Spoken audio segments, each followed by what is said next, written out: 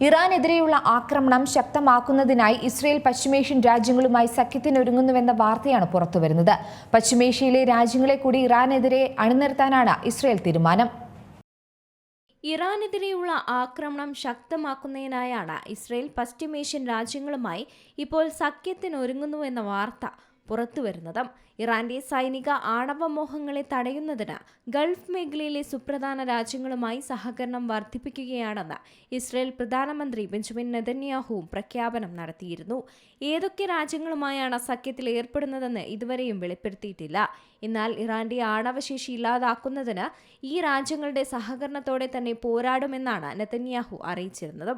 Hormuz കടലിടുക്ക് സുരക്ഷിതമാക്കാൻ യുഎസിനും സഖ്യകക്ഷികൾക്കും സഹായം നൽകുമെന്നായിരുന്നു യുഎഇയും വെളിപ്പെടുത്തിയത്. ഇറാൻ യുഎഇയിലെ യുഎസ് വ്യോമതാവളം ലക്ഷ്യമിടുന്നതിൽ രാജ്യം അതൃപ്തി അറിയിച്ചതിന് പിന്നാലെയാണ് ഇസ്രയേൽ സഖ്യത്തിന് പിന്തുണയും അറിയിച്ചത്.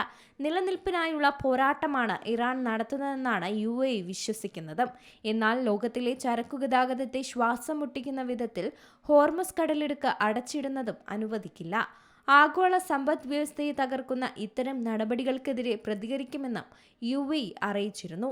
അതിനിടെ ഇറാനിയൻ പൗരന്മാർക്ക് രാജ്യത്തേക്ക് പ്രവേശിക്കുന്നതിൽ യുഎഇ വിലക്കും ഏർപ്പെടുത്തിയിരുന്നു.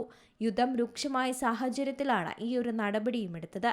എമിറേറ്റ്സ്, ഇത്തിഹാദ്, ഫ്ലൈ ദുബായ് എന്നീ വിമാന കമ്പനികൾ അവരുടെ വെബ്സൈറ്റുകളിലൂടെയാണ് ഇക്കാര്യം അറിയിച്ചത്. നിലവിൽ ഗോൾഡൻ വിസയുള്ള ഇറാനിയൻ പൗരന്മാർക്ക് മാത്രമാണ് പ്രവേശനമുള്ളത്. ബാക്കിയുള്ളവരെ തിരിച്ചയക്കുമെന്നും ഇവർ അറിയിച്ചിരുന്നു. എന്നാൽ ഇക്കാര്യം യുഎഇ ഔദ്യോഗികമായി പ്രതികരിച്ചിട്ടുമില്ല. അതേസമയം ഇറാനെതിരെയുള്ള യുദ്ധത്തിൽ പങ്കുചേരില്ലെന്ന് യുകെയും ആവർത്തിക്കുകയാണ്. എന്നാൽ ഹോർമുസ് തുറക്കുന്നത് സംബന്ധിച്ച് ചർച്ച നടക്കുന്നതിനുള്ള ആഗോള ഉച്ചകോടിക്ക് ആതിഥേയത്വം വഹിക്കാൻ തയ്യാറാണെന്നാണ് ബ്രിട്ടീഷ് പ്രധാനമന്ത്രി കെയർ സ്റ്റാർമറും അറിയിച്ചത്. ഇറാനെതിരെ യുദ്ധം യുകെയെ സാരമായി തന്നെ ബാധിക്കുന്നുമുണ്ട്. നിലവിലെ പ്രതിസന്ധി കൈകാര്യം ചെയ്യാനുള്ള ചർച്ചകൾക്ക് ആതിഥേയത്വം വഹിക്കാൻ തയ്യാറാണെന്നാണ് സ്റ്റാർമർ പറയുന്നത്. International desk, Zee Malayalam news. ഏറ്റവും പുതിയ വാർത്തകളും വിശേഷങ്ങളും വിരൽത്തുമ്പിലറിയാൻ സീ മലയാളം ന്യൂസ് എല്ലാ ഡിജിറ്റൽ പ്ലാറ്റ്ഫോമുകളിലും ലഭ്യം.